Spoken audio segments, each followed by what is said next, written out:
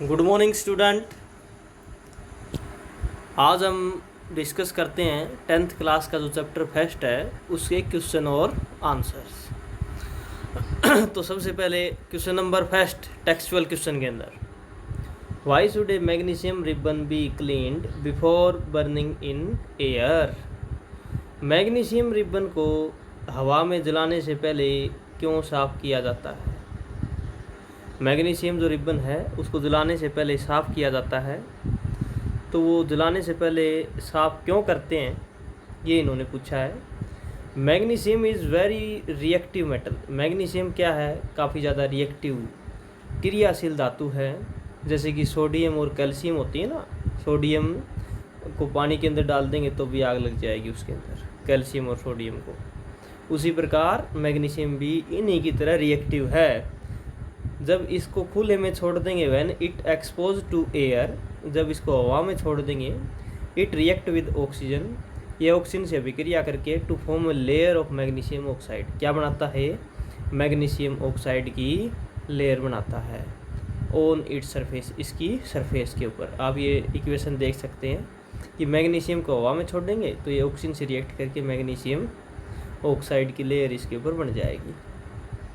The layer of magnesium oxide, जो magnesium oxide की जो लेयर है, इज़ क्वाइट स्टेबल, ये क्या होती है, स्टेबल होती है। And prevent further reaction of magnesium with oxygen, और मैग्नीशियम को दोबारा ऑक्सीजन से रिएक्ट करने से रोकती है। The magnesium ribbon is clean bye sand paper. Magnesium ribbon को किससे साफ़ करते हैं, सैंड पेपर से। सैंड पेपर वो होता है जिसे रेगमार बोलते हैं, लोहा वगैरह या मैग्नीशियम हम जनरली यूज़ करते हैं साफ़ करने के लिए। To remove this layer, sand paper से इसको साफ़ करते हैं, इस लेयर को रिमूव करने के लिए। कौन सी लेयर, मैग्नीशियम ऑक्साइड की layer. So that the underlining metal can be used for the reaction, जो मेटल है उसको हम बाद में रिएक्शन करवा सकते हैं, यानी कि उसको जला सकते हैं। जो मैग्नीशियम के ऊपर ऑक्साइड की जो लेयर है, मैग्नीशियम ऑक्साइड बन जाता है, ऑक्साइड की लेयर आ जाती है, वो उसे जलने नहीं देती है, तो उस लेयर को पहले उतारा जाता है ताकि वो बर्न हो सके, जल सके। तो आपको यही इसके अंदर याद रखना है। Question number second, right the balanced chemical equation for the following reaction. ये जो फर्स्ट पॉइंट है इसका, इसमें बैलेंस्ड केमिकल इक्वेशन लिखनी है। हाइड्रोजन को लिखते हैं H2 से, किसे लिखते हैं, H2 से। क्लोरीन को लिखते हैं Cl2 से। क्या बनता है, हाइड्रोजन क्लोराइड। क्या बनता है, हाइड्रोजन क्लोराइड को लिखते हैं HCl से। अब इसको बैलेंस करने के लिए इसके आगे क्या लगा दिया हमने, 2 लगा दिया। ठीक है, ये याद रखना है। ये क्या होगी, इसकी बैलेंस्ड केमिकल इक्वेशन होगी H2 + Cl2 प्लस प्रोडक्ट बन गया 2HCl। ठीक है, उसके बाद सेकंड है barium chloride, aluminium sulphate. Barium chloride और एल्यूमिनियम सल्फेट को क्या किया गया, मिक्स किया गया। बेरियम क्लोराइड क्या होता है, BaCl2। क्या होता है, BaCl2। एल्यूमिनियम सल्फेट क्या होता है, Al2SO4 का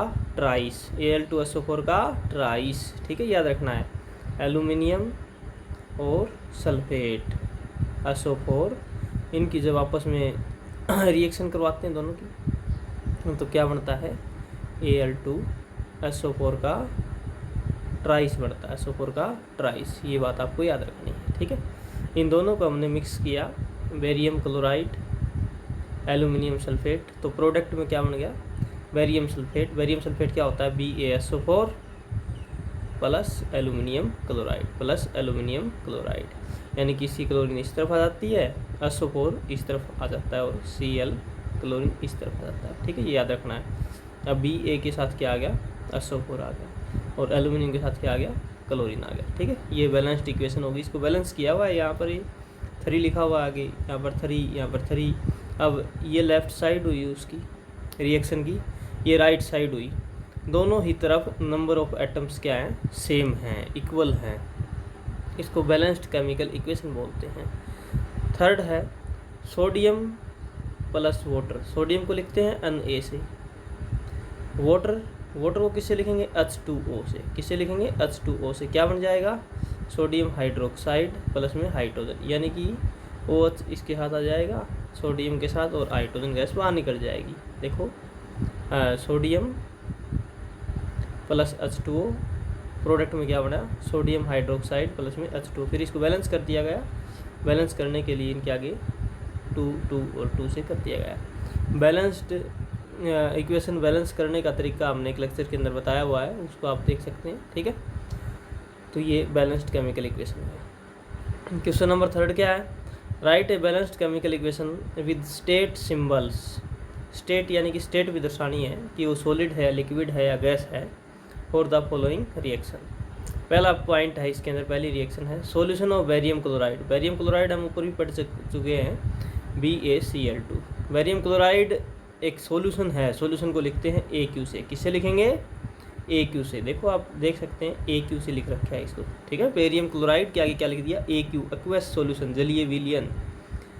and sodium sulphate in water, और सोडियम सल्फेट इन वाटर के अंदर है, तो ये दोनों क्या हैं, सॉल्यूशन है। इनको AQ लिख दिया हमने, AQ से इंडिकेट कर दिया, इनकी स्टेट को दर्शा दिया। AQ क्या होती है, एक्वस सॉल्यूशन, जलीय विलयन। To give insoluble barium sulphate, क्या देते हैं, इनसोल्यूबल बेरियम सल्फेट। इनसोल्यूबल यानी अघुलनशील, इनसोल्यूबल का मतलब ये किस फॉर्म में बना, सॉलिड फॉर्म में, देख सकते हैं आप।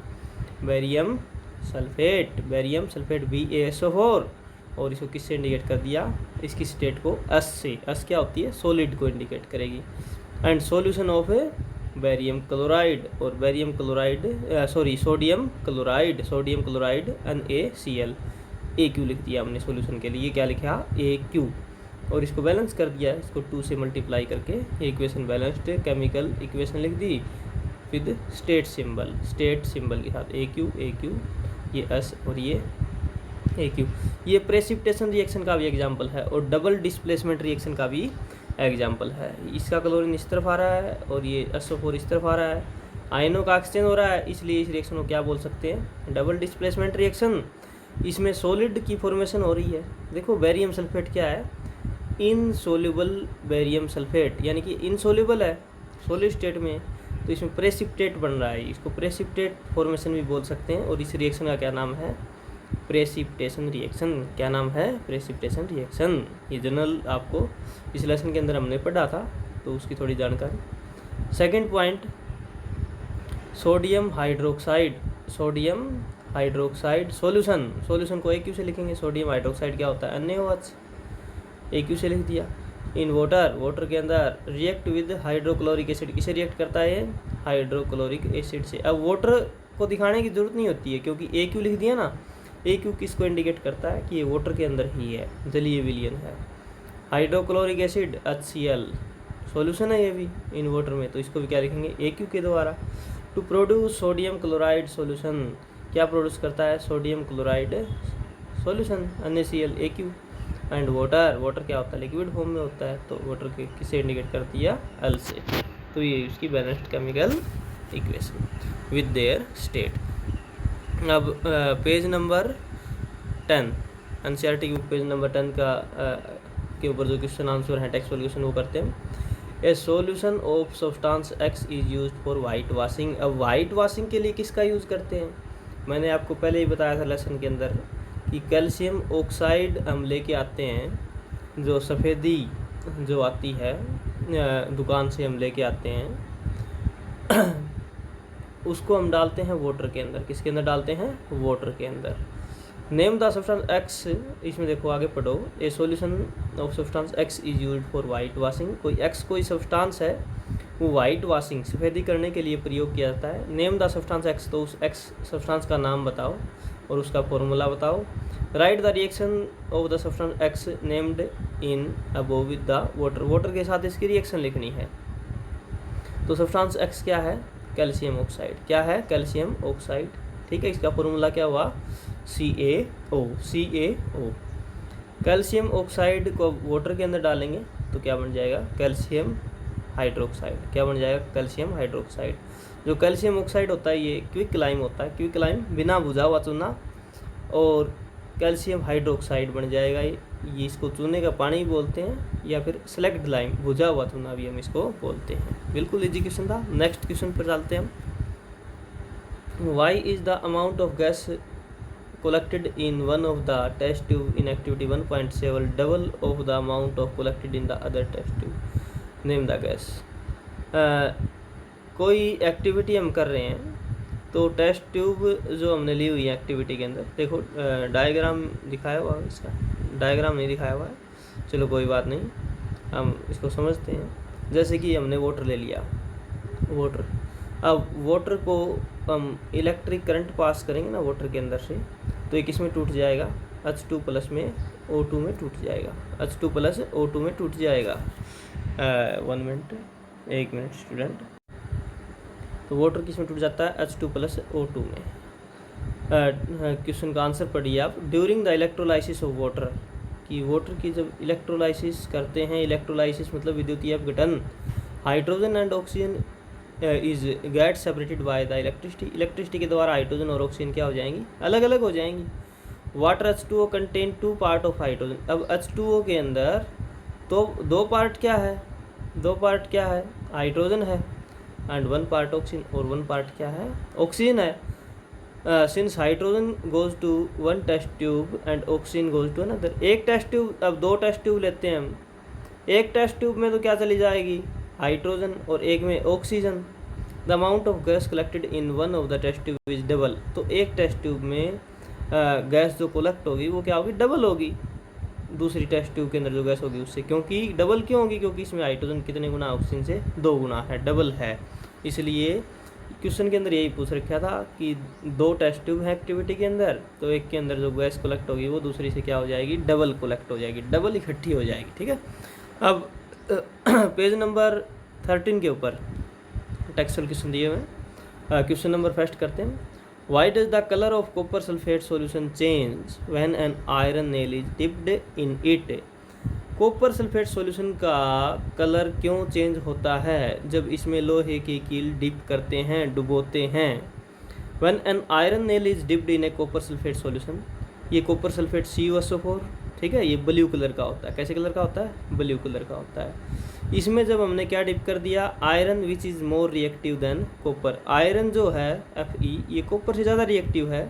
हमने लोहे की कील लटका दी, आयरन नेल डिप कर दी Fe, और हमें पता है Fe किससे ज़्यादा रिएक्टिव है, कॉपर से, तो ये क्या कर देगी, कॉपर को डिस्प्लेस कर देगी। ये डिस्प्लेसमेंट रिएक्शन का एग्जाम्पल है, ठीक है, ये displace which is more reactive than copper displace copper from copper sulphate solution, iron क्या कर देगी, कॉपर को कॉपर सल्फेट सॉल्यूशन से डिस्प्लेस कर देगी, फॉर्मिंग आयरन सल्फेट, और क्या बना लेगी, आयरन सल्फेट बना लेगी, which is green in colour, जो पहले क्या था, ये कैसा कलर बन जाएगा, ग्रीन, लाइट ग्रीन कलर बन जाएगा। ठीक है, ये याद रखना है। ब्लू से कैसा कलर आ जाएगा, इसका ग्रीन आ जाएगा, क्योंकि कॉपर इसमें बाहर निकल जाता है, डिस्प्लेस हो जाता है। आयरन कॉपर को कॉपर सल्फेट सॉल्यूशन से डिस्प्लेस कर देती है, डिस्प्लेसमेंट रिएक्शन का एग्जांपल है। Therefore the blue colour of copper sulphate solution fades मतलब फिक्का पड़ जाना, ठीक है, धुंधला हो जाना, एंड ग्रीन कलर अपीयर, और हरा रंग बन जाएगा, हरा रंग दिखाई दे जाएगा। नेक्स्ट क्वेश्चन क्या है, give an example of double displacement reaction, double displacement reaction का एग्जांपल देना है। That one given in activity, जो आपकी बुक 1.10 एक्टिविटी है बुक के अंदर, उसके अंदर जो यूज़ किया हुआ है। तो इसमें ये सोडियम कार्बोनेट जो है ये किससे रिएक्ट करवाया हुआ है, कैल्शियम क्लोराइड से। अब इनमें आयनों का एक्सचेंज होता है, ये क्लोरीन इस तरफ आ जाएगा और कार्बोनेट CO3 इस तरफ आ जाएगा, तो ये किसका एग्जांपल हुआ, डबल डिस्प्लेसमेंट रिएक्शन का। इसमें क्या बन गया, अब CaCO3 कैल्शियम कार्बोनेट प्लस में 2NaCl, ठीक है। इस रिएक्शन में आयनों का एक्सचेंज हो रहा है किसके बीच में, रिएक्टेंट के बीच में, किसके बीच में, रिएक्टेंट के बीच में। तो रिएक्टेंट के बीच में आयनों का एक्सचेंज होता है, उसे क्या बोलते हैं, डबल डिस्प्लेसमेंट रिएक्शन बोलते हैं, ठीक है ना, ये आप याद कर लेंगे, ठीक है ना। ये लिखा भी हुआ है कि in this reaction sodium carbonate और कैल्शियम क्लोराइड एक्सचेंज आयन, अपने आयन एक्सचेंज करते हैं टू फॉर्म 2 न्यू कंपाउंड, और 2 नए कंपाउंड बनाते हैं, इसलिए इस रिएक्शन में क्या बोलेंगे, double displacement reaction. Next question पर चलते हैं। Question number 3, identify the substance, पदार्थ को पहचानिए, that are oxidised and the substance that are reduced in the fall, कौन सा सब्सटेंस इसमें ऑक्सीडाइज हो रहा है और कौन सा इसमें रिड्यूस हो रहा है। अब रिएक्शन फर्स्ट है Na+O2, जिसके साथ ऑक्सीजन ऐड होगी वो क्या हो जाएगा, ऑक्सीडाइज हो जाएगा, और जिससे ऑक्सीजन दूर जाएगी, ऑक्सीजन का लॉस हो जाएगा, वो क्या हो जाएगा, रिड्यूस हो जाएगा। अब रिएक्शन फर्स्ट में सोडियम के साथ ऑक्सीजन ऐड हो रही है ना, तो सोडियम क्या होगा, ऑक्सीडाइज। सोडियम क्या होगा, ऑक्सीडाइज, क्योंकि सोडियम के साथ ऑक्सीजन ऐड हो रही है। इट गेन ऑक्सीजन, ये ऑक्सीजन को प्राप्त करता है, एंड ऑक्सीजन गेट रिड्यूस्ड, और ऑक्सीजन खुद क्या हो जाएगी, रिड्यूस। एक ऑक्सीडाइज होता है तो दूसरा क्या हो जाता है, रिड्यूस हो जाता है। सेकंड में copper oxide, copper oxide plus में हाइड्रोजन। अब कॉपर से, कॉपर ऑक्साइड है ना, कॉपर ऑक्साइड से ऑक्सीजन भाग गई दूर, देखो ध्यान से, इसमें कॉपर ऑक्साइड से कॉपर बन रहा है, यानी कि ऑक्सीजन हट रही है, तो इसका मतलब कॉपर ऑक्साइड क्या हो रहा है यहाँ पर, रिड्यूस्ड, क्योंकि इससे ऑक्सीजन क्या हो रही है, लॉस हो रही है, ठीक है ना। हाइड्रोजन को ऑक्सीजन मिल रही है, वही हाइड्रोजन गेट्स ऑक्सीडाइज, तो ये क्या हो जाएगा, ऑक्सीडाइज हो जाएगा टू वाटर, वाटर बना देगा, ठीक है। ये चीज़ें आपको याद रखनी है, जिसमें ऑक्सीजन ऐड होगी, गेन होगी, वो ऑक्सीडाइज हो जाएगा, और जिससे ऑक्सीजन का लॉस हो जाएगा वो क्या हो जाएगा, रिड्यूस हो जाएगा, ठीक है। तो ये टेक्सचुअल क्वेश्चन आपके कंप्लीट होते हैं। उसके बाद हम आगे चलते हैं